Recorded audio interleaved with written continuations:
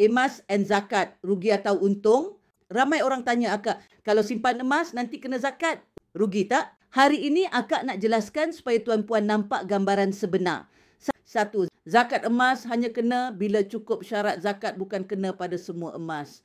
Ia hanya kena bila emas, simpanan, bukan barang perhiasan pakai harian, beratnya cukup nisab 85 gram, disimpan selama setahun, haul.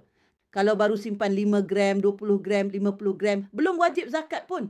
Dua, bila cukup 85 gram pun, jumlah zakat sangat kecil. Kadar zakat ialah 2.5% setahun. Contoh, kalau simpan 100 gram emas, zakatnya cuma 2.9 gram. Dan ingat, harga emas naik setiap tahun.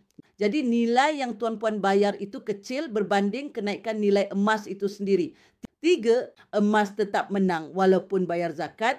Sejak lebih 10 tahun, kenaikan emas purata sekitar 10% ke 15% setahun. Zakat pula hanya 2.5%. Maknanya tuan-puan masih untung lebih banyak. Zakat tak pernah buat orang miskin. Zakat membersihkan harta dan menambah keberkatan.